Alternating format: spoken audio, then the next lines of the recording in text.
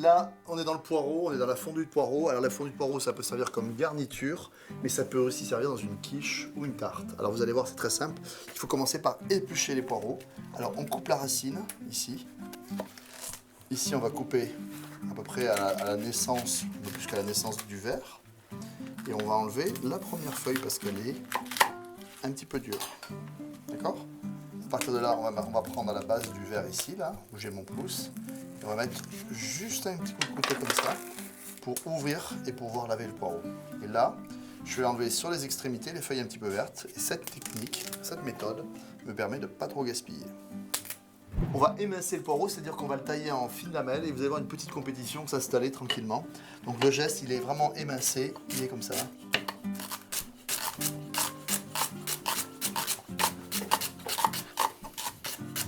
J'ai terminé mon travail, elle est un petit peu à la bourre, mais c'est normal. Elle n'est pas professionnelle et encore, tu as déjà un bon petit geste qui est assez sympa. Et je vais mettre du beurre dans la cocotte, pas mal de beurre. Et je vais faire chauffer ce beurre gentiment pour le faire fondre. Le beurre est fondu, on va rajouter les poireaux. Tous les poireaux bien émincés. Là, on peut y aller. Hein. Et là, on va faire suer tout ça dans le beurre pour bien les faire mijoter dans le beurre. Pour qu'ils prennent bien l'arôme, qu'on fixe les arômes et qu'on ait une fondue qui ait vraiment du goût, d'accord? Et là, on est à feu plutôt doux. Hein. Ça va durer 5 minutes. On est plutôt à feu très doux.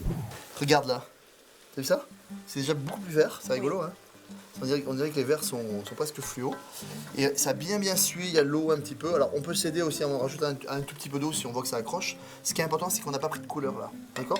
Écoute, la fondue elle est presque finie, maintenant il va falloir la cuire un petit peu longtemps.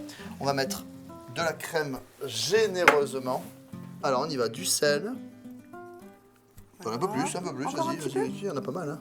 Ok. Voilà, du poivre. Voilà pour le parfum. Et un peu de noix de muscade. Un petit peu de noix de muscade, ce qui serait très bon avec le poireau là. Voilà, on est.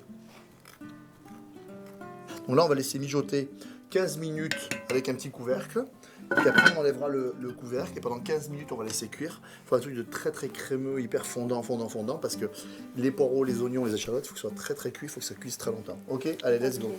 Regarde, c'est évaporé, surtout c'est très fondu quoi. Hein. On voit que vraiment c'est très compoté. Voilà, c'est fini. C'est fini. Il ne reste plus qu'à débarrasser, vous avez vu, c'est simple.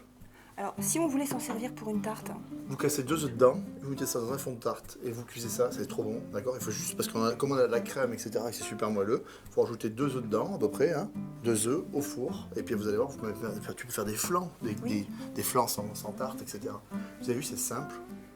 C'est délicieux. Et voilà, rien à dire.